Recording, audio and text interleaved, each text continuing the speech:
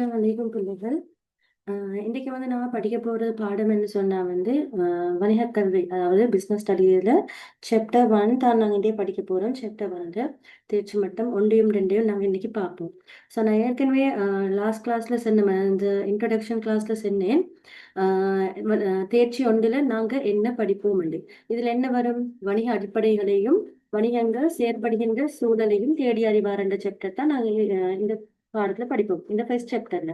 அப்ப இதுல என்ன வரும்னு சொன்ன நான், வணிகம் என்றா என்ன, அது எவ்வாறு உருவானது, அது சுத்திக்கு சூழல் என்னென்னு தான் இந்த பாடத்துல வரும்.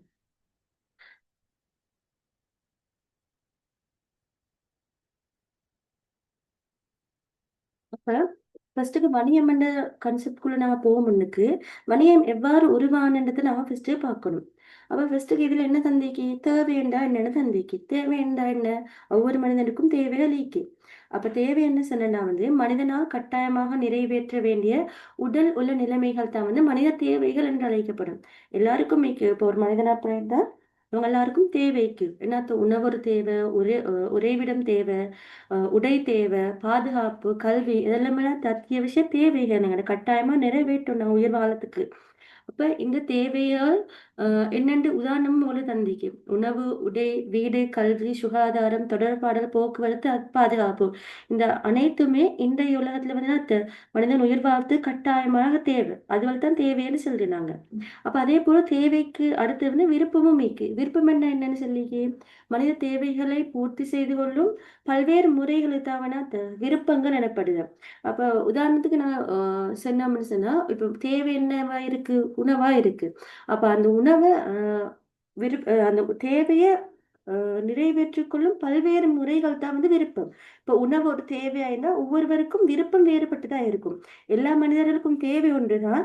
ஆனா என்ன விருப்பம் வேறுபடும். இப்போ ஒருத்தர் சோறு சாப்பிடுவாரு, இன்னொருவர் பான் சாப்பிடுவாரு, இன்னொரு என்னத்த சாப்பிடுவாரு? இடியாப்பம் சாப்பிடுவாங்க.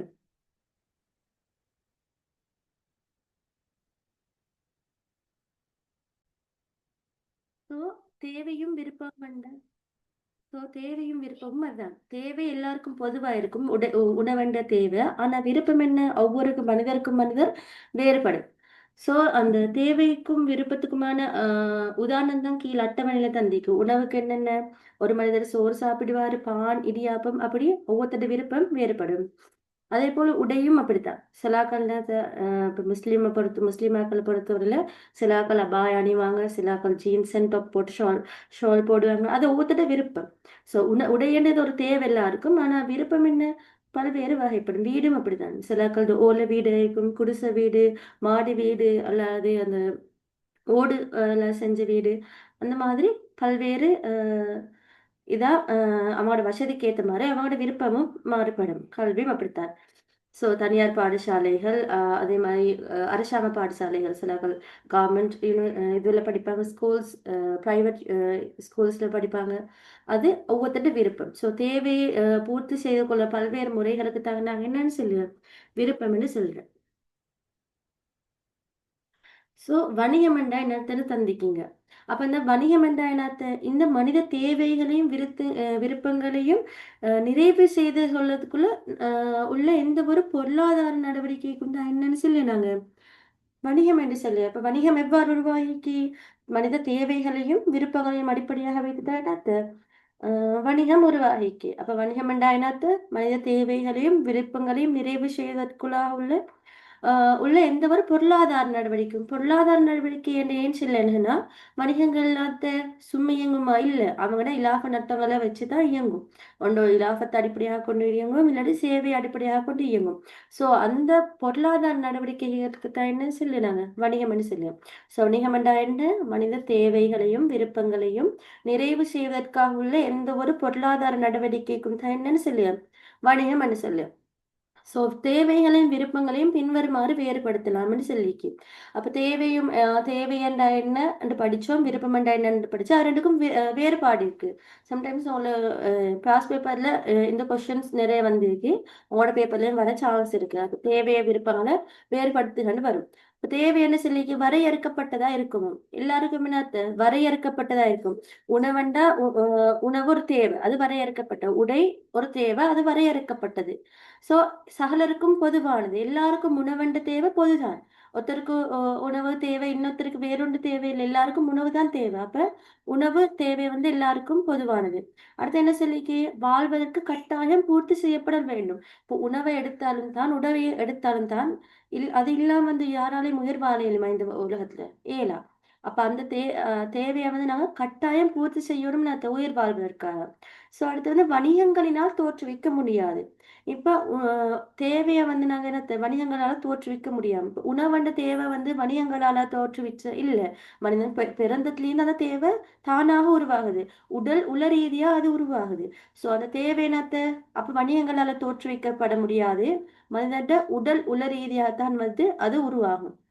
அடுத்து வந்து சமூக தாக்கங்களினால் மாற்றம் செய்ய முடியாதாம். இப்போ உணவண்ட தேவை வந்து ஆதி காலத்திலிருந்து இன்று வரைக்குமே உணவண்ட தேவை தேவைதான். அந்த உணவண்ட தேவையை வந்து இல்லாட்டி உடையண்ட தேவையை வந்து சமூக தாக்கங்களால் மாற்றமடைந்தா இல்ல. அது ஒரே மாதிரியா தான் இருக்கு.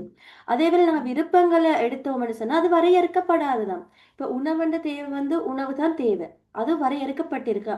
ஆனா அந்த தேவையை பூர்த்தி செய்யக்கூடிய விருப்பங்கள் வந்து வரையறுக்கப்படாததாம். இப்போ உணவண்ட தேவைக்குள்ள பல்வேறு வகையான உணவு இருக்கு. ஒவ்வொரு நாட்டுக்கும் வேறுபடும், ஒவ்வொரு மாவட்டத்துக்கும் வேறுபடும். அந்த மாதிரி என்னத்தது வரையறுக்கப்படாது. அவங்களோட தேவைகளை பூர்த்தி செய்யக்கூடிய இந்த விருப்பம் என்னத்தியா வரையறுக்கப்படாது. உணவென்று எடுத்துக்கொண்டாலே எங்களுக்கு ஈஸியா செல்லலும். உணவுக்கு என்னென்ன வரும் நாங்க பொதுவா என்னத்த சோறு சாப்பிடுவோம். இதே வேற நாட்டுவல்ல என்னத்த சில நாட்டுவல்ல நூடுல்ஸ வந்து பிரதான உணவா எடுப்பாங்க. சில ஆட்கள் பிரெட்ட வந்து பிரதான உணவா எடுப்பாங்க. சோ அந்த விருப்பங்கள் வந்து என்னத்த வரையறுக்கப்படாததா இருக்கும். அடுத்தது தன்னபர்களுக்கு இடையில் வேறுபட்டதாக காணப்படும். அதாவது என்னன்னு சொல்ல தன்னபர்களுக்கு ஒவ்வொரு தனி மனிதர்களுக்கும் இடையில விருப்பங்கள் வேறுபடணுமாம். ஆனா விருப்பம் என்னத்த தேவை என்னத்த சகலருக்கும் பொதுவானது. உணவண்ட தேவை பொதுவானது. அதேபோல விருப்பம் என்று எடுத்த அது வேறுபட்டதாக காணப்படுமாம். உதாரணத்துக்கு சொல்ல போனா எனக்கு வந்து ஒரு அபாய போட பிடிக்கல. இன்னொரு ஆளுக்கு என்னது டப்பும் ஜீன்ஸும். ஒரு பாய் எடுத்தா டி ஷர்ட் போடுவாங்க, ஜீன்ஸ் போடுவாங்க, ஷர்ட் போடுவாங்க.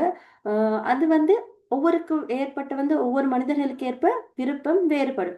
அடுத்து வந்து வாழ்வதற்கு கட்டாயம் நிறைவு செய்ய தேவையற்றது. விருப்பங்கள் கட்டாயம் நிறைவு செய்யணுமா இல்ல. இப்ப உணவுன்னு இப்ப பசின்னு வந்துட்டு எங்களுக்கு அப்ப உணவுண்டு எடுக்கணும். இப்ப விருப்பமானதை சாப்பிடுறதுக்கு கையில காசு இருந்தா அவங்க விருப்பமானதை சாப்பிடுவாங்க. இல்ல காசு இல்ல. அப்ப விருப்பமோ விருப்பம் இல்லையோ அது தேவையான பூர்த்தி செய்து கொள்ளணும்.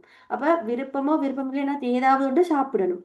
அப்ப அந்த விருப்பத்தை வந்து கட்டாயம் நாங்க நிறைவு செய்ய தேவையில்லை. எங்களால வசதி இருந்தா நிறைவு செய்வோம். இல்லையா ஈக்கியத்தை வச்சு நாங்க என்னத்த எங்களோட தேவையை பூர்த்தி செஞ்சு கொண்டு போவோம். சோ விருப்பங்கள் என்ன வாழ்வதற்கு கட்டாயமாக நிறைவு செய்ய தேவையற்றது. அடுத்த சொல்லிக்க வணிகங்கள்னால் தோற்றுவிக்க முடியுமா? இப்ப பார்த்தீங்கன்னு சொன்னா, முந்தைய காலத்துல உணவு என்னதா இருந்த? பெரும்பாலும் சோறு. இப்ப எங்களோட பேரண்ட்ஸ் எடுத்துக்கொண்டாங்க. அவங்க என்ன சொல்லுவாங்க? நாங்க சோறும், இந்த கறியும் தான் சாப்பிட்டோம். பாம்பும் அப்படித்தான் சாப்பிட்டோம். பட் நான் எங்கள எடுத்துக்கொண்டா என்னத்த? புதுசு புதுசா வந்து விருப்பங்கள் உருவாயிருக்கு. பிஸ்ஸா, பர்கரா, ஸ்பெகத்தியா நிறைய இது வந்து உருவாகிக்கு. அது யாரால் உருவாக்கப்பட்ட? வணிகர்களால உருவாக்கப்பட்ட. அவங்க விற்பனை செய்யணும்ன்றதுக்காக மனிதர்களுக்கு இடையில அவங்க அதை தோற்றுவிச்சு. சோ விருப்பங்கள் என்னவாயிருக்கும்? வணிகர்களால் வந்து தோற்றுவிக்க கூடியதா இருக்கும். அதாவது சமூக தாக்கங்களால் மாற்றம் செய்ய முடியும். இப்ப பாத்தீங்கன்னு சொன்னா முந்தைய காலத்துல இருந்த உடுப்பெல்லாம் இந்த காலத்துல இருக்குது. முந்தைய கா அதுதான் அது சமூக தாக்கங்களால் மாற்றம் செய்ய முடியுமாம். சமூக தாக்கங்கள் நாங்க இப்போ ஒரு மூவியே எடுத்துக்கணும்னா, அதுல யாராவது ஒரு ட்ரெஸ்ஸ போட்டுக்கிட்டு வந்தா எங்களுக்கு வரும். இது நானும் உடுத்து பார்க்கணும். ஒரு யாரோ ஒரு சாப்பாடு சாப்பிட்டாங்கன்னா, இது நானும் ட்ரை பண்ணி பார்க்கணும்னு அது எங்களுக்கு சமூகத்தால வந்து மாற்றம் எங்களோட விருப்பம் வந்து காலத்துக்கு காலம் மாற்றம் அடைஞ்சு கொண்டு போகுது. சோ விருப்பம் என்ன செய்யும் அப்ப? சமூக தாக்கங்களால மாற்றம் செய்ய முடியும். இதுதான் வந்து தேவைக்கும் விருப்பத்துக்கும் இடையிலான வேறுபாடு. இது வந்து ஈஸி தான். ஒரு டிப்பா ரீட் பண்ணாதவங்களுக்கு இப்ப எங்கள வச்சு, எங்கள ரிலேட்டா வச்சு இது எங்களுக்கு வேறுபடுத்திக் கொள்ள இயலுமா இருக்கும்.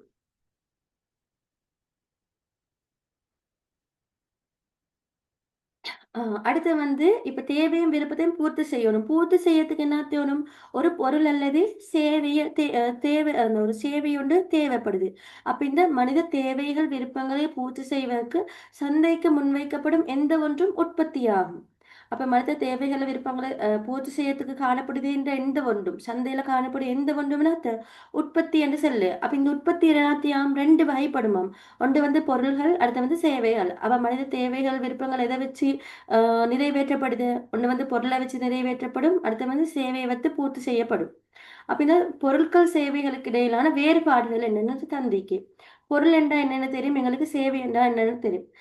இப்போ உதாரணத்துக்கு கல்வி என்று எடுத்தா வந்து எங்களுக்கு படிச்சு தர படிக்கக்கூடிய நாங்கள் புக்ஸ் அந்த புக்ஸ் எல்லாமே ஒரு பொருள். அது பெஞ்ச் ஆயிக்கட்டும், ஸ்டூல் ஆயிக்கட்டும், அதுக்கு பிளாக் போர்டோ ஒயிட் போர்டோ, இல்லாட்டி அந்த இப்போ ஸ்மார்ட் ரூம் எல்லாமே இருக்குன்னா ஸ்கூல் வேலை. ஸோ அதெல்லாமே எங்கிட்ட கல்வி என்ற தேவையை பூர்த்தி செய்யறதுக்குள்ள ஒரு பொருள் அதெல்லாம். அதே வேளை எங்கட ஆசிரியரால் எங்களுக்கு கற்பிக்கிறது வந்து என்னத்தது, அது அவங்களால வழங்கப்படுகின்ற ஒரு சேவை. அப்ப அதுதான் பொருளுக்கும் இடையே சேவைக்கும் இடையிலான வேறுபாடு. அப்ப இதுல வேறுபாடு என்னென்ன தண்டிக்கன்னா வந்து பௌதீக நிலைப்புத்தன்மை கொண்டதாம், அதாவது தொட்டுணரக்கூடியதாம். இப்போ ஸ்கூல்லுக்கே புத்தகம் ஆயிக்கட்டும், bench, stool, black board, white board, chalk, மார்க்கர்னா திங்களாலும் தொட்டுணரக்கூடியதாയിരിക്കും. அதே வேளை சேவைகள் தொட்டுணர முடியாதாம். இப்போ ஒரு சார் ஓ டீச்சர் எங்களை படிச்சுட்டாருன்னா அதுங்களுக்கு தொட்டு உணர்ந்து கொள்ள முடியுமா? ஏன்னா எங்களோட காதால கேட்கத்தான் இயலும். அதை தொட்டுணர முடியாது. அப்ப அதுதான் பொருளுக்கும் சேவைக்கும் இடையிலான முதலாவது வேறுபாடு.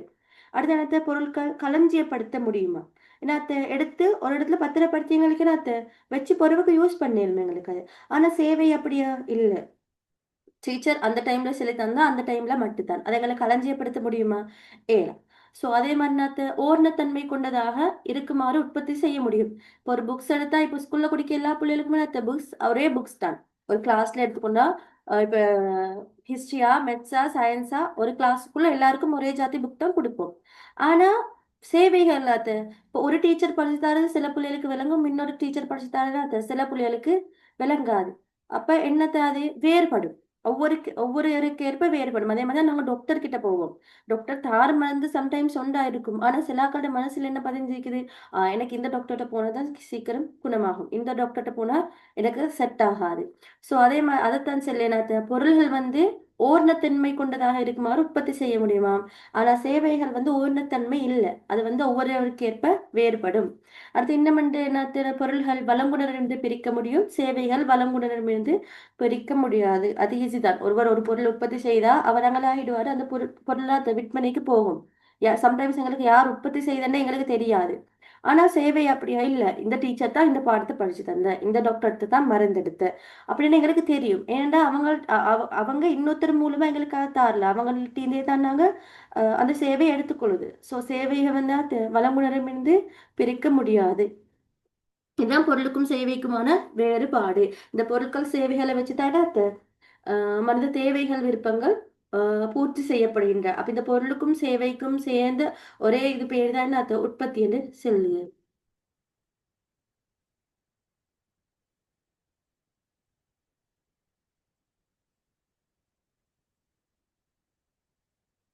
அப்ப இதுல என்ன செய்த உற்பத்தியின் மூலம் தான் என்ன மனிதர்களோட தேவை விருப்பங்கள் பூர்த்தி செய்தன்னு சொல்லுது. அடுத்து என்ன அடுத்து வந்து சந்தை. இதுல வந்து நான் ஒவ்வொரு இந்த பாடத்துல என்னென்ன வருமென்னு வந்து சின்ன சின்ன கன்செப்ட் தான் வரும். அப்ப நாங்க பெரிய பாடத்துக்குள்ள போக முன்னுக்கு இதுக்குள்ள என்னென்ன மெயினான விஷயங்கள் இருக்குன்னு தான் இதுல பார்ப்போம். இப்ப நான் படித்த மனித தேவை விருப்பம் என்றா என்னத்தையும் பார்த்த, உற்பத்தி என்ன என்னன்னு பார்த்த, பொருட்கள் சேவைகள் என்ன என்னன்னு பார்த்த, ஃபர்ஸ்டோட வணிகம் என்ன என்னன்னா படித்தேன். அடுத்து என்னத்த நாங்க பார்க்க போறோம், சந்தை என்னென்னு பார்க்க போறோம். சந்தை என்றா எல்லாருக்கும் சரி. இப்ப நாங்க ஒரு பொருளை போயிட்டு வாங்க இடம் தான் என்னது சந்தை. அப்ப அந்த பொருளை வாங்க இடத்துக்கு தார் இருப்பாங்க. கொள்வனவாளர் வருவாரு, விற்பனையாளர், நாங்க கொள்வனவு செய்தவங்க, அதை விக்கியாலும் இருப்பாரு. அப்ப இந்த கொள்வனவாளரும் விற்பனையாளரும் சந்திக்கின்ற அல்லது தொடர்பு படுகின்ற எந்த ஒரு நிலைமையும் சந்தை என அழைக்கப்படும். அப்ப எந்த ஒரு நிலைமையும் ஏன்னு சொல்லுன்னா முந்தைய காலத்துல கடைக்கே போயிட்டு நாங்க திங்ஸ் எடுக்கணும். இப்ப அப்படியா ஆன்லைன்ல நாங்க பொருட்கள் சேவைகளை கொள்வனவு செய்ய இயலும். அப்ப அதுக்கு தான் எந்த ஒரு நிலைமையும் சந்தை என அழைக்கப்படும். சோ மனித தேவைகள் விருப்பங்களை பூர்த்தி செய்வதற்காக சந்தையினூடாகத்தான் இந்த பொருட்கள் சேவைகள் வழங்கப்படுகின்றன. அடுத்து எங்களுக்கு தந்திக்கு வணிகங்கள்ட்ட பண்புகளா. இப்ப நாங்க ஒரு கன்செப்டா படிச்சுட்டோம். அடுத்து என்னத்த பார்த்து ஃபர்ஸ்டோடய பார்த்தோம்னா வணிகம். அப்ப இந்த வணிகத்தோட பண்புகள் என்னத்துன்னு பார்க்கணும். அப்ப வணிகம் என்ன செய்யுமா? விற்பனை அல்லது பரிமாற்றம் இடம்பெறுமா? இப்ப வணிகங்கள்ல மெயினான இது என்னத்தது? பொருட்களை விற்பனை செய்து அல்லது பரிமாற்றம் செய்தது என்னத்த மெயினான ஒரு பண்பு. இதுக்கு விளக்கம் வந்து பின்னால வரும் பெரிய பெரிய விளக்கம் இருக்குது. அந்த விளக்கங்களை நீங்க கொஞ்சம் ரீட் பண்ணி பார்த்துக்கொள்ள வேண்டாம். சம்டைம்ஸ் எக்ஸாமுக்கு இது வரும். இந்த வணிகங்களோட பண்புகள் என்னென்னு கேட்பாங்க. அதை வந்து நீங்க இந்த நோட்ஸா இந்த சின்ன சின்ன இந்த கீழே கீழே பாயிண்ட்ஸ் புல்லட் மார்க் பாயிண்ட்ஸ் வந்து அதை மட்டும் எழுதி போதாது. அதுல ஒரு விளக்கமும் எழுதணும் நீங்க. அப்ப விற்பனை அல்லது பரிமாற்றம் இடம்பெறலைன்னா வந்து வணிகத்துல இடம்பெறுகிற அனைத்து நடவடிக்கைகளும் வந்து பொருட்கள் சேவைகளோட பண ரீதியான பெருமானத்தை வச்சுதான் வந்து விற்பனை அல்லது பரிமாற்றம் இடம்பெறும். ஸோ அந்த பொருட்கள் சேவைகளோட விலை அடிப்படையாக வச்சு நாங்கள் கொள்வனவு செய்தாலும் விற்பனை செய்தாலும் வந்து இது ஒரு கட்டாயமான பண்பு, ஒரு வணிகத்துல கட்டாயமான பண்பு தான் இந்த விற்பனை அல்லது பரிமாற்றம் இடம்பெறல். அப்படி விற்பனை அல்லது பரிமாற்றம் இடம்பெறாட்டி அது ஒரு வணிகம் அல்ல. அடுத்து வந்து பொருட்கள் சேவைகளோட கொடுக்கல் வாங்கல்கள் இடம்பெறல். அப்ப வணிகங்களோட மெயினான இருக்கும் வணிகங்கள் என்ன ஆயிக்கும்? பொருள் அல்லது சேவைக்கும். இந்த பொருட்கள் சேவைகளை கொடுக்கல் வாங்கல் இடம்பெற்றாதான் என்ன அது ஒரு வணிகம், இல்லைன்னா அது ஒரு வணிகம் அல்ல. ஸோ அப்போ அதுவும் ஒரு வணிகங்களோட மெயினான பண்பு. இது தொடர்ச்சியாக கொடுக்கல் வாங்கல் இடம்பெறல். இப்போ சம்டைம்ஸ் நீங்க காணையிலும் இப்போ என்னைட்ட ஒரு காணிக்கு நான் அதை வித்து ஒருத்தர் வந்தாரு, நான் வித்துட்டேன். அது ஒரு வணிகம் அல்ல. அது தனிப்பட்ட தேவைக்காக நான் வித்துட்டேன், அது ஒரு வணிகம் அல்ல. ஆனா தொடர்ச்சியா ஒருத்தர் நடத்தி கொண்டு போனடிச்சுன்னா, தொடர்ச்சியா ஒரு பொருளை அல்லது சேவை அவங்க வழங்கி கொண்டு இடம்பெற்று கொண்டு போனடிச்சுன்னா அதுதான் வணிகம். அப்ப வணிகங்கள் என்ன நடக்கும்? தொடர்ச்சியாக கொடுக்கல் வாங்கல் இடம்பெறணும். அடுத்தது இலாபத்தினால் ஊக்கப்படுத்தப்படல். யாரும் நட்டத்துல இயங்கி கொண்டு போக விருப்பப்படுவாங்களா? இல்ல. ஒரு வணிகத்தை தொடர்ச்சியாக அவங்க நடத்தி கொண்டு போகணும்னா அவங்களுக்கு இலாபம் பண்ணணும். அப்ப இந்த இலாபத்தினால வணிகம் ஊக்கப்படுத்தப்படணும். அது ஒரு பண்பு. ஊக்கப்படுத்தணும்னு என்னன்னு தெரிந்தானே, மோட்டிவேட் பண்ணு. அப்ப இலாபம் கிடைக்க கிடைக்கத்தான் ஆனா இன்னும் செய்யணும் என்ற ஒரு ஆசை வர அதுதான் ஊக்கப்படுத்தப்படலன்னு சொல்லு.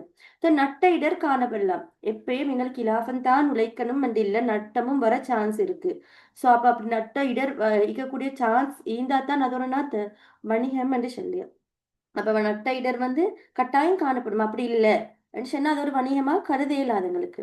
அடுத்து வந்து விருப்பங்களை தோற்றுவித்தல். ஏற்கனவே நாம படித்தோம். அப்ப இந்த அந்த வணிகங்கள் தான் வந்து அந்த விருப்பங்கள் மனிதர்களுக்கு இடையில ஆஹ் அந்த தோற்றுவிக்கிய ஒரு புதிய புதிய பொருளை கொண்டு வந்து மனிதர்களுக்கு இடையில தவங்க விருப்பங்களை தோற்றுவிப்பாங்க. இது ஒரு வணிகத்திட பண்பு. அடுத்து வந்து பொருளாதார கர்மம் ஒன்றாக இருத்தல். நான் ஏற்கனவே சொன்ன சந்தைகள் எதை வச்சு இயங்குவாங்க? தனது சேவை நோக்கத்தை அல்லது இலாபத்தை நோக்க கொண்டுதான் இயங்குவாங்க. சும்மா யாரும் இயங்கி இல்லை. ஸோ அது ஒரு பொருளாதார கர்மம் ஒன்றாக இருக்கு. கொடுக்கல் வாங்கல் இடம்பெற்று அதுக்கு பணத்தை நாங்கள் கொடுக்கல் வாங்கல் செய்த இதெல்லாமே பொருளாதார கர்மம். அப்ப இந்த வணிகங்களோட பண்புகள்ல கடைசியானது வந்து பொருளாதார கர்மம் ஒன்றாக இருக்கிறது. அப்ப இதெல்லாம் என்னத்த வணிகங்களோட பண்புகள். இதோட விளக்கம் புள்ளிகள் நான் உங்களுக்கு இதுல தந்திருக்கேன்.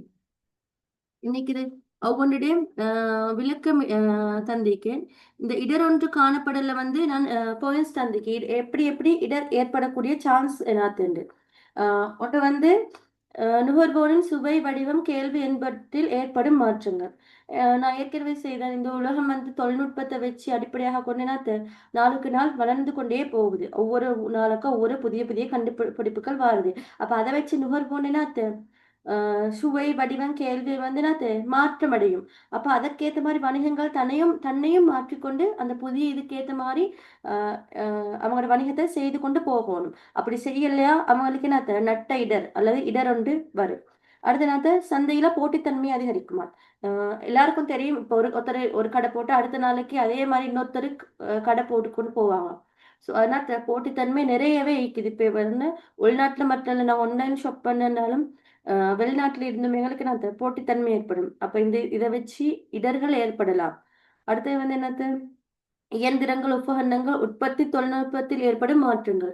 நான் ஏற்கனவே சொன்ன மாதிரி தான் புதிய புதிய தொழில்நுட்பங்கள் நாளுக்கு நாள் அதை கண்டுபிடிச்சு கொண்டு போறாங்க. அப்ப நாங்க பழைய தொழில்நுட்பத்தையே நாங்க பயன்படுத்தி கொண்டு போனோம்னு சொன்னா எங்களோட நட்டம் அப்ப எங்களுக்கு அது ஒரு நட்டத்தை கொண்டு வரும் எங்களோட வணிகத்துக்கு. ஸோ அதுக்கேற்ற மாதிரி புதிய புதிய இதுக்கேற்ற மாதிரி நாங்க என்னத்த மாறிக்கொண்டு போகணும். அப்படி மாறாட்டி ஏன்னா நாங்க நட்டிடர முகம் கொடுக்க வேண்டி வரும். அடுத்து வந்து மூலப்பொருள் பற்றாக்குறை, மின்சாரம் தடைப்படல், எரிபொருள் பற்றாக்குறை என்பது ஏற்படுதல். இப்ப வளங்கள் வரையறுக்கப்பட்டதா காணப்படும். இந்த வளங்கள் வந்து குறையனாத்த அதுவும் எங்களுக்கு ஒரு இடர்தான். அடுத்தது வந்து பணியாளர்களோட பிரச்சனைகள், வேலை நிறுத்தம் போன்றவை. அங்க ஒர்க் பண்ற ஊழியர்கள் என்னத்த ஒர்க்கர்ஸ் என்ன செய்வாங்க, எங்களுக்கு சம்பளம் போதான்னு ஸ்ட்ரைக் பண்ணுவாங்க. இல்லாட்டி இந்த வணிகத்துல இருந்து விலகி வேறொரு இடத்துக்கு போவாங்க. இதெல்லாம் என்ன இதாலேயும் எங்களுக்கு நட்ட இடர் காணப்படும். அடுத்து வந்து தீப்பிடித்தல், கல்வர் பகைவை எங்களுக்கு பகைவை இடையூறுகள், விபத்துக்கள் போன்ற அழிவுகள் காரணமாக அதாலையும் வந்து என்னத்த எங்களுக்கு இடர்கள் ஏற்படலாம். இயற்கை அழிவுகள் வந்து செல்லி வரல, திடீரென்னு வந்தா அதுக்கு நாங்கள் முகம் கொடுக்க தயாராக இருக்கணும். அதான் வணிகத்தின் வளப்பாமை தொடர்பிலான முகாமையின் பிழையான தீர்மானம். ஏற்கனவே சொன்ன மாதிரி சில வளங்கள் வரையறுக்கப்பட்டதா இருக்கும், கொஞ்சம் அளவு தான் நிற்கும். அப்ப நாங்கள் என்னத்தை செய்யணும், கவனமா பயன்படுத்தணும். அதை நாங்க மேலதிகமாக வீண் விரயமாக செஞ்சு பயன்படுத்தினோம்னா என்னத்த அது ஒரு வணிகத்துக்கு இடர்களுக்கு முகம் கொடுக்க வேண்டி வரும். இதுவரை தான் வந்து வணிகத்திட பண்புகள், இதெல்லாம் ரீட் பண்ணி நீங்க வச்சுக்கொள்ளணும். சம்டைம்ஸ் வந்து எக்ஸாமுக்கு கேட்டு வரும். அந்த பொருளொன்றை அல்லது சேவையொன்றை உற்பத்தி செய்யும் பொழுது பயன்படுத்துகின்ற வளங்களின் தன்மையில் மாற்றங்களை செய்வதன் மூலம் ஏற்படுகின்ற பெறுமதி அதிகரிப்பு பிணை சேர்க்கப்பட்டு இல்ல ஸ்பெல்லிங் போல இருக்கு, நான் உங்களுக்கு மாத்தி அனுப்புவேன். சேர்க்கப்பட்ட பெறுமதி என்று அழைக்கப்படும். வளங்களும் பெருமதி அதிகரிக்கும். இவ்வாறு வளங்களுக்கு பெருமதினை சேர்த்தால் வணிகம் ஒன்றில் இடம்பெறும். இப்போ லாஸ்ட்டுக்கு நான் சொன்ன மாதிரினா பொருளாதார கர்மம் ஒன்றாக இருக்கும். அடுத்து வந்து இந்த பொருளாதார கர்மம் ஒன்றாக இருக்கிறது நான் பார்த்துட்டோம். அடுத்து வந்து என்ன சொல்லிக்கு வணிகம் ஒன்றின் பிரதான கர்மங்கள் இரண்டாகும். வணிகத்துல வந்து வணிகத்துல பண்புகளை நாம படிச்சுட்டோம். அடுத்த சொல்லிக்கு வணிகத்தின் பிரதானமான கர்மங்கள் இரண்டாகும். இதுவும் வந்து பாஸ் பேப்பருக்கு வர கொஸ்டின் ஒன்றுதான். ஸோ ஒன்று வந்து நான் மனித தேவை விருப்பங்களை நிறைவு செய்யும். வணிகம் அதை அடிப்படையாக கொண்டு உருவாக்கி மனித தேவை விருப்பத்தை பூர்த்தி செய்யணும். அப்ப பிரதான கர்மத்துல ஒன்றுனா மனித தேவை விருப்பங்களை பூர்த்தி செய்தல், அதாவது தொழிற்பாடு அல்லது பிரதான கர்மங்கள் ஒன்றுதான் மனித தேவை விருப்பத்தை நிறைவு செய்யணும். அது வந்து வளங்களுக்கு பெருமதி சேர்த்தல். வளங்களுக்கு பெருமதி சேர்த்தல் இப்ப நாங்க ஒரு பிளாஸ்டிக் ஒரு இதை எடுத்துக்கலாம், ஒரு கட்டி ஒரு பிளாஸ்டிக் ஏதோ உண்டு ஒரு எடுத்துக்கொண்டா வந்து அது ஒரு அச்சில போட்டு ஒன்றோ பொட்லா செய்த உள்ள ஒரு டிஃபன் பாக்ஸா அல்ல ஒரு சேரா என்னத்த அப்படி செய்யுது. அப்ப அந்த வளங்களுக்கு நாங்க என்ன செய்தோம், பெருமதி சேர்க்கும். வெறுமனே ஒரு பிளாஸ்டிக் துண்டா இருந்தது என்னத்த அது ஒரு உருவத்துக்கு மாத்தி மனிதருக்கு பயன்படுத்த கொடுக்க போல அந்த பிளாஸ்டிக்கு நாங்க என்ன ஒரு பெருமதியை சேர்க்கிறோம். இதுதான் வளங்களுக்கு பெருமை சேர்த்தல்னு சொல்லுவோம். அப்படி அந்த அந்த பொருளுக்கு அந்த நாங்க மாற்றத்தை ஏற்படுத்தும் போது அதுல வந்து பெருமதியை கூட்டுதாமன்னா வளங்களுக்கு பெருமதி சேர்த்தல் உண்டு. அதுதான் சொல்லிக்கு பொருளொன்றை அல்லது சேவையொன்றை உற்பத்தி செய்யும் பொழுது பயன்படுத்தப்படுகின்ற வளங்களின் தன்மையில் மாற்றங்களை செய்வதன் மூலம் ஏற்படுகின்ற பெருமதி அதிகரிப்பினை என்று வரணும். பெருக சேர்க்கப்பட்ட பெறுமதி என்று அழைக்கப்படும். வணிகங்களின் வளங்களின் தன்மையில் மாற்றங்கள் ஏற்படுவதன் காரணமாக அவ்வளின் பெறுமதி அதிகரிக்கும். இவ்வாறு வளங்களுக்கு பெறுமதியினை சேர்த்தல் வணிகம் ஒன்றில் இடம்பெறும் முக்கியமான கர்மம் ஒன்றாகும். அதான் சொன்ன ஒரு மூலப்பொருளுக்கு நாங்க ஒவ்வொன்று செஞ்சு செஞ்சு ஒரு பொருளாக மாத்து. அப்படி மாத்தினா என்ன அந்த மூலப்பொருளுக்கு ஈனத்தை விட அந்த முடிவு பொருளுக்கான பெருமதி கூடுது. அதுதான சில வளங்களுக்கு பெருமதி சேர்த்து. அடுத்த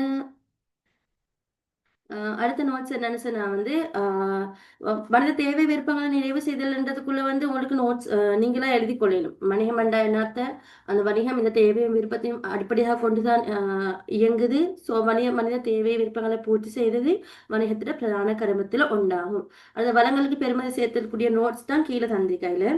அடுத்து என்ன சந்திக்கணும், வணிகங்களுக்கு பல்வேறு நோக்கங்கள் காணப்பட முடியும் என்பதுடன் அவற்றில் சிலவற்றை கீழே குறிப்பிட்டு காட்டலாம். நான் ஃபர்ஸ்ட்டுக்கு பார்த்தேன்னா அது கருமம் அல்லது தொழிற்பாடு. அடுத்து வந்து வணிகத்துக்கு நோக்கமிக்கு ஏன் வணிகம் இயங்குது, அதுல என்ன சொல்லிக்கு இலாபத்தை உச்சப்படுத்தல். எல்லாருமே நான் தனது இலாபத்தை உச்சப்படுத்தத்தான் நினைக்கிறேன். அப்ப அது பிரதான நோக்கமாய் காணப்படும் வணிகத்தினர். அது விற்பனையை உச்சப்படுத்தணும். விற்பனையை உச்சப்படுத்தினா என்ன, இலாபத்தை உச்சப்படுத்தலும்.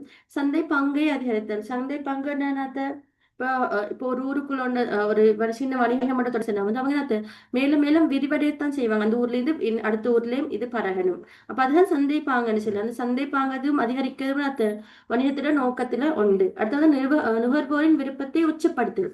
மனிதர்களுக்குள்ள விருப்பத்தை தோற்றுவிக்கத்தான் அந்த வணிகங்கள் தொடர்ந்து அவங்க இலாபத்தை அதிகரித்து கொண்டு போவாங்க. அப்ப அந்த மனிதர்ட விருப்பத்தை உச்சப்படுத்தணும்னா அந்த வணிகங்களோட நோக்கங்கள்ல உண்டு. அது வந்து பங்குகளின் சந்தை பெருமானத்தை உச்சப்படுத்தல். கம்பெனிகள் வந்து எனக்கு பங்கு வச்சுதான் இயங்க. ஸோ அவங்க என்ன செய்வாங்க? அவங்களோட பங்குகளோட பெருமானம் அதிகரிக்கத்தான் என்ன செய்யும்? அவங்களோட கம்பெனியோட பெருமதி அதிகரித்து கொண்டு போகும். அப்ப அதுவும் வந்து நான் அந்த கம்பெனிஸ்ட ஆஹ் ஆஹ் நோக்கங்கள்ல உண்டு. அடுத்து வழிகாட்ட தனிப்பட்ட திருப்தி. அடுத்து சமூகத்திலிருந்து மக்களின் நலன். அதுவும் வந்து நாத்த வணிகங்களோட நோக்கம் தான். சில வணிகங்கள் என்ன செய்யும்னு சொன்னா வந்து இப்படி செய்யும். என்னன்னு சொன்னா, இப்ப ஒரு வணிகம் என்ன செய்யும், இப்ப நீங்க பார்த்திருப்பீங்க ஸ்பான்சர் பண்ணேன்னு சொல்லி சொல்லுவாங்க. ஒரு நல்ல நல்ல விஷயம் ஒண்ணு நடக்க போல அதுக்கு ஸ்பான்சர் பண்ணேன்னு சொல்லுங்க. அப்ப அத எத வச்சு அடிப்படையா கொண்டுவாங்க, அவங்களோட வணிகத்த பிரபல்யப்படுத்துதல் அவங்க நோக்கம். ஆனா அதனால என்ன செய்வாங்க, சமூகத்தினது மக்களது நலனையும் அவங்க கூட்டுவாங்க. இப்ப சம்டைம்ஸ் ஏதாவது ஒரு அந்த என்ன ஒரு இப்ப நீங்களே பார்த்திருப்பீங்க.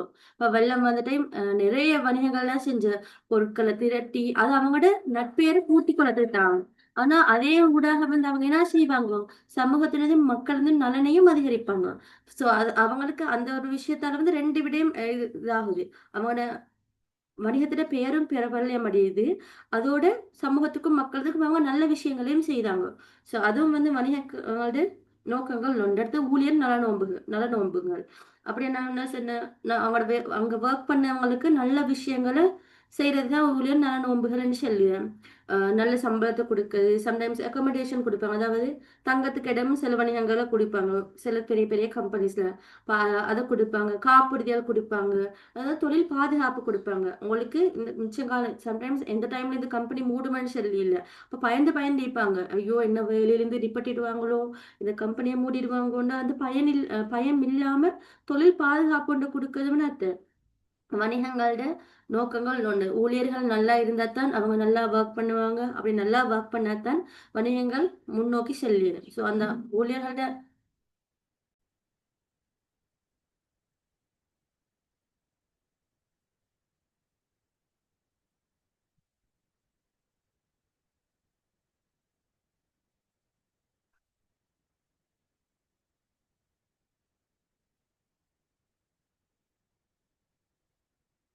வணிகங்கள்ட்ட பல்வேறு நோக்கங்கள நாங்க பார்த்தோம். அதுக்கு அடுத்தது பார்க்க போறது வந்து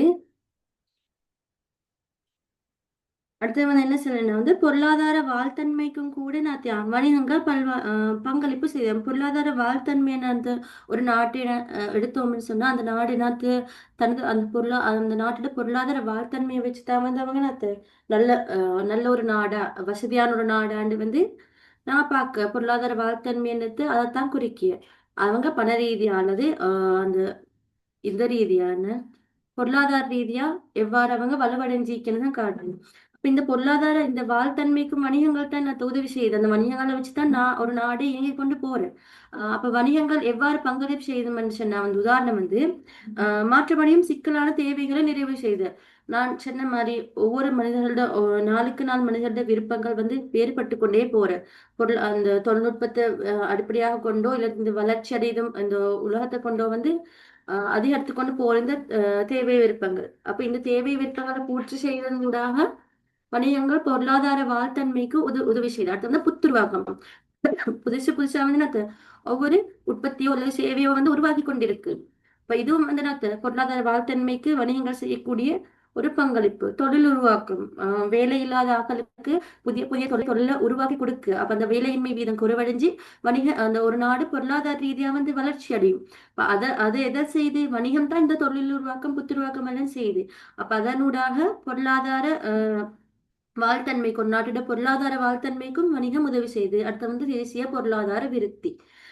உற்பத்தியை வச்சுதான் ஒரு நாட்டு உற்பத்தி வச்சு உற்பத்தி அந்த நாட்டோட பணத்தோட பெருமதி எல்லாத்தையும் வச்சுதான் வந்து ஒரு நாடு அபிவிருத்தி அடைந்த நாடா அபிவிருத்தி அடைந்து வரும் நாடாண்டு இல்ல அபிவிருத்தி அடையாத நாடாண்டு வந்தாங்க. இது பாக்க நீங்க படிப்பீங்க. அப்ப அந்த பொருளாதார விருத்தி எதை வச்சு ஒரு வணிகம் எவ்வாறு அந்த வெற்றிகரமா வணிகங்கள் ஒரு நாட்டில் நடைபெற்று கொண்டு போனேன்டா அதனால அந்த நாடு பொருளாதார ரீதியா அந்த விருத்தி அடையும். சோ அந்த இந்த பொருளாதார விருத்திக்கு மேல உதவி செய்யுது வணிகங்கள் தான் உதவி செய்யுது.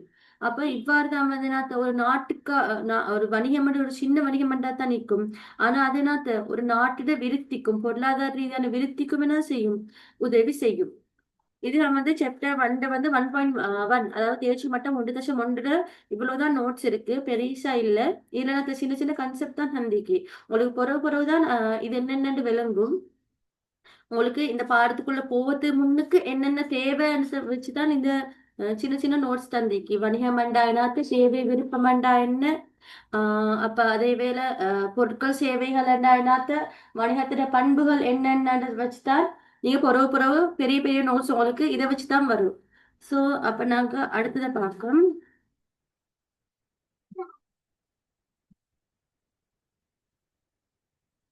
அடுத்து வந்து ரெண்டாவது தேர்ச்சி மட்டம் ஒன்றுடே தான், தேர்ச்சி மட்டம் 1.2. ஏழனா எழுவாங்க, வணிகங்களது பரம்பலையும் அதன் போக்குகளையும் அறிந்து கொள்வார். நான் சொன்ன வணிகம் எவ்வாறு உருவாகினு சொல்லி இந்த பாடத்துல படிக்கிறது, அதைத்தான் இதை சொல்லு. வணிகங்கள் பரம்பல் அடைஞ்சா எவ்வாறு வணிகம் வந்து ஆரம்பத்துல இருந்து இப்ப வரை காணப்படுதலத்தை வந்து நான் இதுல பார்த்து கொள்வோம் நாங்க. அப்ப அப்ப இந்த நீங்க 6 பாயிண்ட்ஸைக்கு இந்த 6 அது எவ்வாறு வணிகம் உருவாகினன்றத காட்டுது. அது ஃபர்ஸ்ட் என்ன காட்டுது, சுயதேவை பூர்த்தி முறை. சுயதேவை பூர்த்தி முறை என்ன யாராவதுக்கு தெரியுமா? ஹிஸ்டரியில படிச்சிருப்பீங்க நீங்க. சுயதேவை பூர்த்தி முறை என்னண்டா வந்து பழைய காலத்துல பண்டைய காலத்துலனா தனக்கு தேவையானதை தானே உற்பத்தி செய்து கொள்வாங்க. தங்களுக்கு தேவையா அரிசி, இப்போ ஒரு கிராமத்தை எடுத்து அந்த கிராமத்துக்குள்ள கிழங்கு நாட்டி கொள்வாங்க, தக்காளிக்கவா, ஆஹ் ஒரு மிளகு செடிய தனக்கு தேவையானது தானே உற்பத்தி செய்து கொள்வாங்க. அதுக்குதான் சுயதேவை பூர்த்தி முறைன்னு சொல்லி. அப்ப ஃபர்ஸ்டுக்கு என்ன பண்டைய காலத்துல சுயதேவை பூர்த்தி முறை காணப்பட்டான். அடுத்து வந்து நேர் உற்பத்தி, அந்த சுயதேவை பூர்த்தி முறையைத்தான் செல்லுது. தனக்கு தேவையான தானே உற்பத்தி செய்து கொள்ளும் முறை நேர் உற்பத்தி. அந்த அப்ப பண்டைய காலத்துல இதுதான் காணப்பட்ட தனக்கு தேவையானதை தானே உற்பத்தி செய்ய. அந்த காலத்துல வணிகங்கள் இல்லையா. இவ்வாறு தனக்கு தேவையானதை தானே உற்பத்தி செய்து கொள்ளும் போது சிறப்பு தேர்ச்சி ஏற்பட்டா. அதை எப்படி சொல்றேன், இப்போ ஒருத்தர் வந்து ஒரு வேலையை தொடர்ந்து செஞ்சு கொண்டு போக போக போக அதுல அவங்க தேர்ச்சி அடையுது. இதுக்குதான் சிறப்பு தேர்ச்சின்னு சொல்லுது. இப்போ ஒருவர் என்ன சொல்லுவாரு, ஒரு கிழங்கு நாட்டு வரும், உங்களுக்கு தெரியும் மையோக்கான்னு சொல்லுவாங்க, உங்களுக்கு தெரியுமா இருக்குமே. அப்ப என்ன அந்த மையோக்காவை பண்டைய காலத்துல ஒரு பிரதான உணவாக அது காணப்பட்ட. அப்ப அவங்க என்ன செய்வாங்க, ஒரு வீட்டுல அதை நாட்டி கொண்டு வளர்ப்பாங்க. அப்ப அவங்க வளர்க்க வளர்க்க வளர்க்க அது பறந்து கொண்டு போகும். புதிய புதிய மரம் உருவாகி கொண்டு அப்ப நிறைய உற்பத்தி செய்வாங்க. அந்த அவங்களுக்கு அப்ப என்னது, இதை எப்படி செய்யணும்னு முறை தெரியும். அதுக்குதான் சிறப்பு தேர்ச்சி இல்லை, செய்ய செய்ய செய்ய அது இல்லாம தேர்ச்சி அடையுது. இந்த சிறப்பு தேர்ச்சி கணிப்பாங்க அவ மிகையா உற்பத்தி செய்வாங்க. தங்களுக்கு தேவையானதை விட கூட உற்பத்தி செய்வாங்களாம். இப்போ இப்போ எங்களை எடுத்தாங்கன்னா இந்த காலத்துல இருந்தா என்ன, ஒரு மரத்தை நாட்டினா எங்க வீட்டுல ஒரு மரம் மிக்க ஒரு மாங்க மரம் சொன்னா அதுல அது நிறைய மாங்க வந்தா என்ன செய்யுது நாங்க அதை மத்தவங்களுக்கும் கொடுக்கு. அப்ப மிகை உற்பத்தி வருது. அப்ப சிறப்பு தேர்ச்சி அடைந்த என்ன வருது, மிகை உற்பத்தி, கூடுதல் உற்பத்தி செய்வாங்க. அப்ப அந்த கூடுதலா உற்பத்தி செய்யறது என்ன செய்வாங்க. இப்ப உங்களுக்கு தெரியும் பண்டைய காலத்துல மனுஷோட விருப்பங்கள் குறைச்சல். ஆனா கொஞ்சம் கொஞ்சம் போக போக என்ன புதிய புதிய அவங்க செய்து பார்க்கறதுக்கு அவங்க விரும்புவாங்க. அப்ப மிகை உற்பத்திக்கான இப்ப நான் என்ன செய்வேன், ஒரு நான் சில மையோக்கான்னு சொன்னேன் தானே, அதை நாட்டி நான் வளர்த்தேன்னா கூட வந்துட்டு என்ன செய்வேன், அடுத்த வீட்டு குடிப்பாரு. அடுத்த வீட்டுல என்னைக்கும் ஒரு மாங்க மரமோ இல்லாட்டி தக்காளி செடி அல்லது கொச்சிக்க செடி அதெல்லாம் அவங்க அதுல சிறப்பு தேர்ச்சி அடைவாங்க. அப்ப நாங்க என்ன செய்யுது, இதை கொடுத்துட்டு அதை வாங்கி கொடுது. அதுக்கு தான் என்ன சொல்லுது, பண்ட மாற்று முறைன்னு சொல்லி. அப்ப அப்ப அதுக்கப்புறம் என்ன வியாபாரம்னு சொல்லி அதை எப்படின்னு பார்க்கும். அப்ப இப்படித்தான வணிகங்கள் படிப்படியா வளர்ந்து கொண்டு வந்த சுயதேவை பூர்த்தி முறை காணப்பட்ட, அதாவது நேர் உற்பத்தி, தனக்கு தேவையானது தானே உற்பத்தி செய்து கொள்ளுது. அப்படி அவங்க உற்பத்தி செய்து செய்து செய்து வர அதுல சிறப்பு தேர்ச்சி அடையுது. சிறப்பு தேர்ச்சி என்னன்னு சரிதானே, ஒரு விஷயத்த தொடர்ந்து செஞ்சு கொண்டு வர போப்பல அதுல தேர்ச்சி அடையுதோ அவங்களுக்கு அப்ப என்ன இது இப்படித்தான் செய்யணும்னு சொல்லி ஒரு முறை தெரியும். அப்ப அதுல சிறப்பு தேர்ச்சி அடைந்து அவங்க கூடுதலா உற்பத்தி செய்வாங்களாம். அப்படி அந்த கூடுதலா உற்பத்தி செய்ததுன்னா பொருளுக்கு பொருள் மாத்திக்கொள்வாங்க. நான் இதை கூட உற்பத்தி செஞ்சுக்க, நீ அதை கூட உற்பத்தி செஞ்சுக்க, அப்ப நான் இதை உங்களுக்கு தாரேன், நீங்க எனக்கு இதை தாங்கன்னு சொல்லி பண்டத்துக்கு பதிலாக பண்டங்களே மாற்றிக்கொள்ளுதான். இந்த முறைக்கு தான் சொல்லிய பண்ட மாற்று முறை. இது நோட்ஸ் வந்து நீங்க கைடை பார்த்தா ஈக்கும் எல்லாத்துக்கும் நோட்ஸ் வந்து அந்த இதுலயே போட்டுன்னு சொன்னா அவங்களுக்கு ரீட் பண்ணதுக்கு ஒண்ணுமே இல்லை. எல்லாமே ஸ்பூன் ஃபீட் பண்ணலைன்னா இப்போ நான் பாயிண்ட் தந்திக்கு இந்த ஆறுக்கு வந்து பாயிண்ட்ஸ் வந்து நீங்க கைடை பார்த்தோ இல்லாட்டி கூகுள்லயோ எதுல வேணாலும் ரீட் பண்ணி பார்த்தா அவங்களுக்கு அதுக்கு விளக்கம் எழுதி கொள்ளையிடும். பண்ட மாற்று முறை என்னத்தன்னு சொல்லிக்கு பண்ட மாற்று முறை என்னத்த பண்டங்களுக்கு பதிலாக பண்டங்களையே பரிமாற்றம் செய்யும் முறைதான் பண்ட மாற்று முறை. அதுதான் சொன்னேன், ஒருத்தட்ட அரிசிக்கும் ஒருத்தட்ட இறைச்சிக்கும்.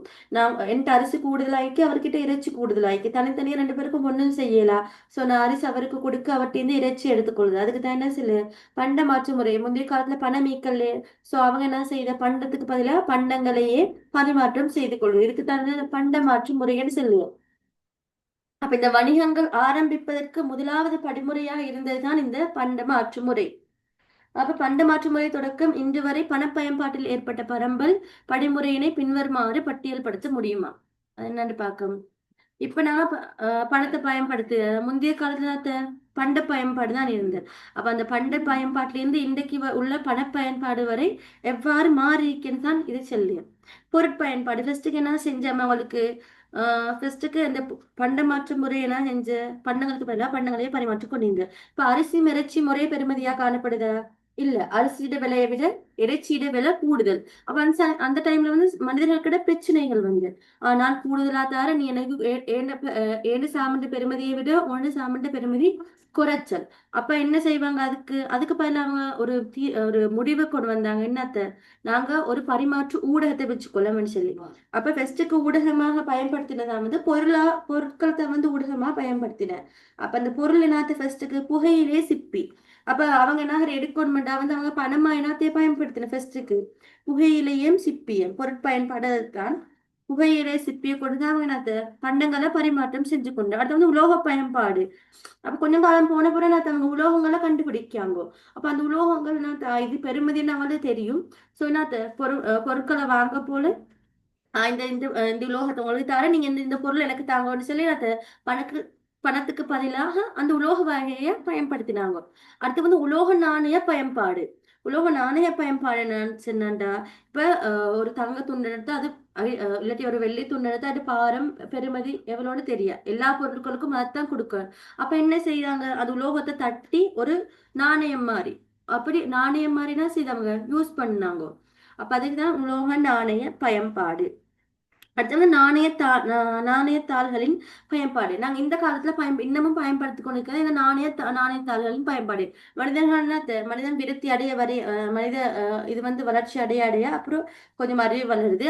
அறிவு வளர்த்தோடு பணத்தை கண்டுபிடிப்பாங்க. அப்ப நாணயத்தாள்களோட பயன்பாடு தான் இது. ரூபா இலங்கையில வந்து ரூபா, இந்தியாலயும் ரூபா. அடுத்து வந்து யூஎஸ்ல வந்து டாலர், அமெரிக்கால டாலர் பயன்படுத்துவாங்க. அடுத்து வந்து யூகேல வந்து பவுன்னு சொல்லுவாங்க அவங்க. அடுத்து வந்து ஜப்பான் என் நினைக்கிறேன். அப்படி ஒவ்வொரு தனது நாடுகளுமே தனக்கேத்த நாணயத்தாள்களை உருவாக்கி கொண்ட. ஃபர்ஸ்ட்டுக்கு பொருட்களுக்கு அவங்க பரிமாற்ற ஊடகமாக என்னத்தை பயன்படுத்தின பொருளை பயன்படுத்தின. என்னத்த புகையிலை சிப்பியை பயன்படுத்தின. அப்புறம் அதுலயும் பிரச்சனை வந்து போறோம் என்னத்துக்கு போனவங்க உலோகத்தை கண்டுபிடிச்சு ஸோ உலோகத்தை வச்சு பரிமாற்றம் செஞ்சு ஸோ அதுலயும் பிரச்சனை வந்து என்னத்த ஒவ்வொரு அதுக்கு பெருமை தெரியும். அவங்க ஒவ்வொன்றுடையும் ஒவ்வொரு பாரமிக்கும். அப்ப என்ன அவங்களுக்கு ஏத்த மாதிரி அளவுக்கு ஏத்த மாதிரி அவங்க உலோக நாணயங்களை செஞ்சு கொண்ட. அதுல பிரச்சனை வந்து போறோம் என்னத்த நாணயமும் நாணயத்தாள்களையும் கண்டுபிடிச்சு அதை யூஸ் பண்ணாங்க. அதுக்கப்புறம் என்ன செஞ்ச வணிகங்கள் வளர்ச்சி அடைய வணிகங்களுக்கு என்ன செய்தவங்க காசோலையை பயன்படுத்தினாங்க, செக்கு பயன்படுத்தினாங்க. உங்களுக்கு தெரியும் செக் புக் நிறைய பேர் கண்டிப்பீங்க. வங்கி பணம் சொல்லி செக்கு தான். ஸோ நாணயத்தாள்கள் வந்து அதோட மனிதன் இன்னும் இன்னும் அபிவிருத்தி அடைய அவங்க செக்கை யூஸ் பண்ண தொடங்குவாங்க. அடுத்து வந்து இப்ப நாங்க இப்ப யூஸ் பண்ண எல்லாரும் கையில சல்லி எடுத்துட்டு போறோமா? இல்ல, கிரெடிட் கார்டு டெபிட் கார்டு அதைத்தான் எடுத்துட்டு போவோம். அது இலத்திரனியல் பணம்னு சொல்லு அதுக்கு. அப்ப இவ்வாறுதான் என்னத்த முந்தைய காலத்துல இருந்து பண்டமாற்று முறையிலிருந்து இன்று வர வந்து எப்படி அவங்க பணத்துக்கு பதிலாக வந்து என்னென்ன பயன்படுத்தின இப்ப பணம் பயன்படுத்து என்னென்ன பயன்படுத்துட வணிகத்துல பரம்பரை தான் வந்து இது செல்ற. அப்ப வணிக பரம்பல முதலாவது படிமுறை என்னத்த? பண்ட மாற்று முறை. அதே போல என்னன்னு பார்ப்போம். வணிக பரம்பரையின் இரண்டாவது படிமுறை தான் பணப்பயன்பாடு. பணப்பயன்பாடு எவ்வாறு தோன்றின? பொருள் பயன்பாட்டிலிருந்து கொஞ்சம் கொஞ்சம் கொஞ்சமா மனிதன் வளர்ச்சி அடைய அடைய அவங்களோட பயன்படுத்தி பயன்படுத்தி பணத்துக்கு வந்திருக்க. அப்ப இது வணிக பரம்பரையோட இரண்டாவது படிமுறை தான் பணப்பயன்பாடு.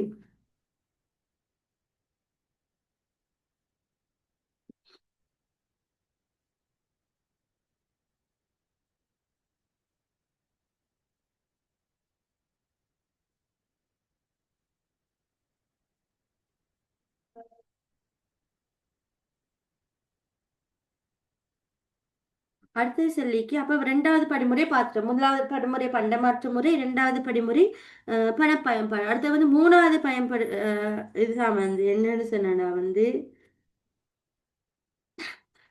பாருங்க என்ன சொல்லி கையில ஐரோப்பிய நாடுகளில் ஏற்பட்ட கைத்தொழில் புரட்சி காரணமாக இதுவரை காணப்பட்ட குடிசை கைத்தொழில்கள் பாரிய அளவு கைத்தொழில்களின் நிலைமைக்கு மாறியமை காரணமாக வியாபாரமும் ஆஹ் விரிவடைந்தது. அப்ப இந்த கைத்தொழில் புரட்சியான வணிக பரம்பல்ட மூன்றாவது கட்டம். ஹிஸ்டரி படிச்சவங்களே தெரியும். கைத்தொழில் புரட்சி என்ற நேரத்துன்னு தெரியும். புதிய புதிய விஷயங்களை அவங்க கண்டுபிடிச்ச ஒவ்வொரு மெஷின் வாகனம் நிறைய விஷயங்கள் அதை கண்டுபிடிச்சு இதான் கைத்தொழில் புரட்சி. நீங்க ஹிஸ்டரி படிச்சீங்கன்னா உங்களுக்கு தெரியும். அப்ப மனிதன் வந்து அது கொஞ்சம் கொஞ்சமா விருத்தியடைய அவன் அறிவு விருத்தியடைய புதிய புதிய விஷயங்களை கண்டுபிடிப்பான். அப்படி அந்த கண்டுபிடிக்கிறதால வந்து நான் சின்ன சின்ன கைத்தொழிலா இருந்த வணிகங்கள்னா பாரியளவு தொழிற்சாலைகளா உருவாக தொடங்கின. பாரிய பாரிய அந்த இயந்திரங்களை யூஸ் பண்ணி உற்பத்திகள் தொடங்கின. இதெல்லாம் இதுல நடந்த இந்த கைத்தொழில் புரட்சி தான் கைத்தொழில் புரட்சியில தான் நடந்த ஐரோப்பியாவில் நடந்த ஐரோப்பிய நாடுகளில் இடம்பெற்ற கைத்தொழில் புரட்சி காரணமா புதிய புதிய கண்டுபிடிப்புகளும்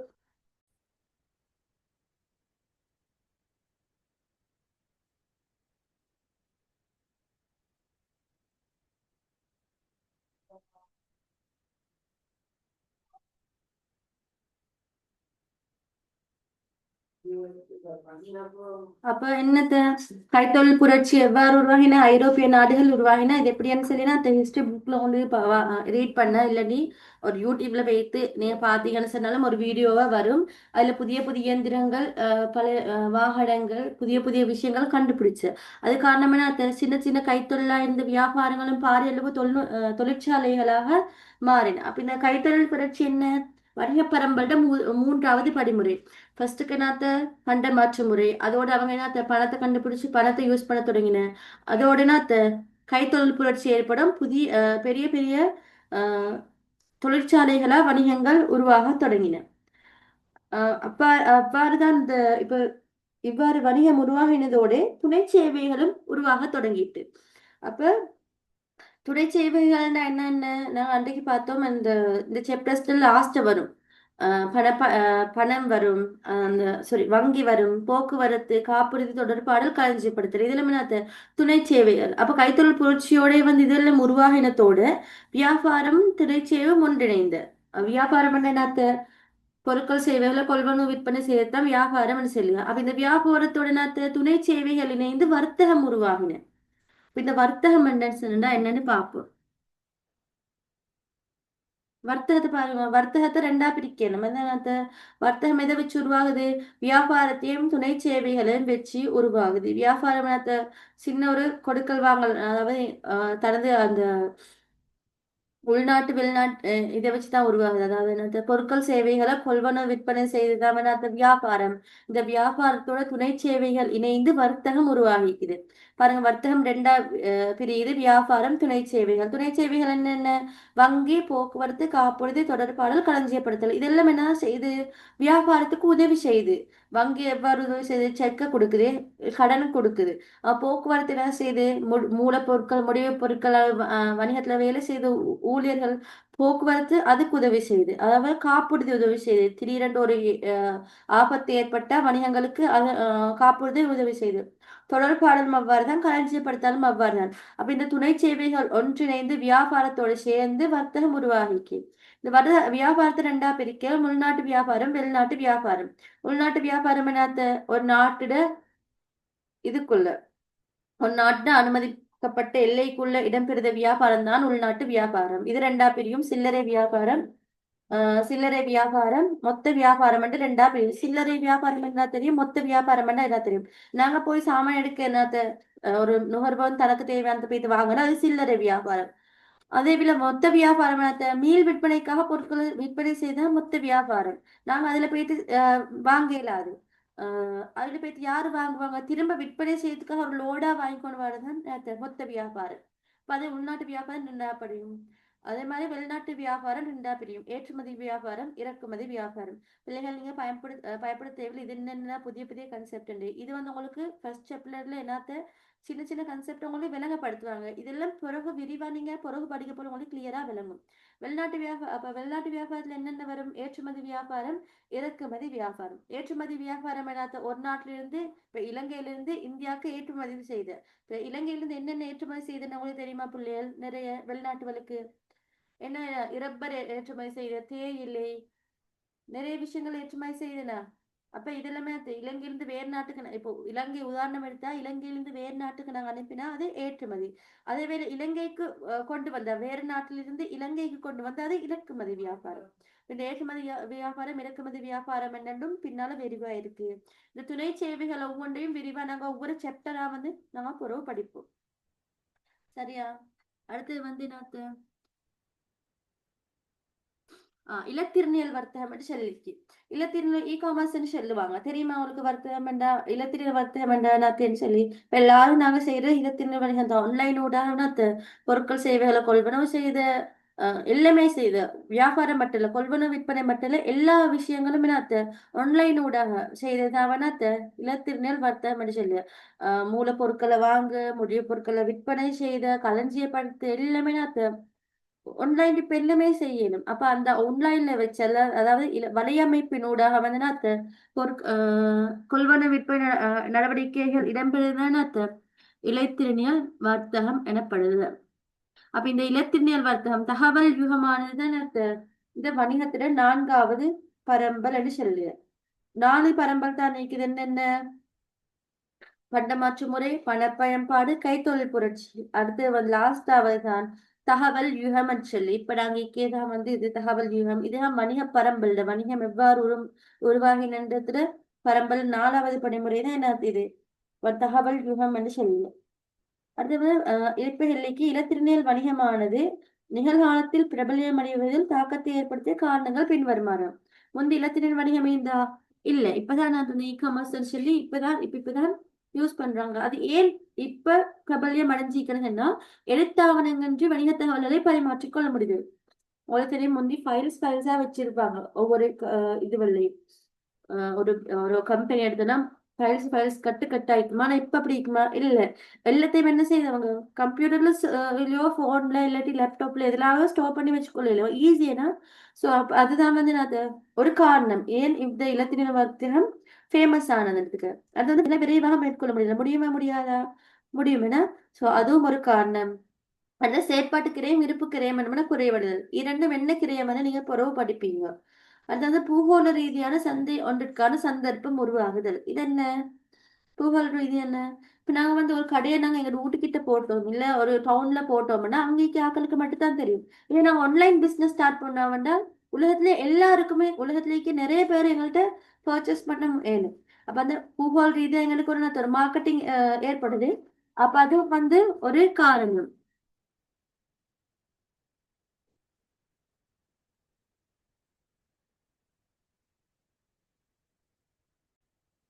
அப்ப என்ன நடத்தது? ஒரு அதாவது பொருட்கள் சேவைகளது தரம் உயர்வடைது, கிரயம் குறைவடைதுன்னு சொல்லிக்க. அப்படி கிரயம் குறைவடைதுன்னு பொருட்கள் சேவைகளோட தரம் உயர்வடையும். அப்ப என்னது குவாலிட்டியும் அதிகரிக்கும்னு சொல்லுது. அது வந்து வாடிக்கையாளர் சிரமங்கள் நேரம் குறைவடைவதுடன் சேமிக்கப்படாது.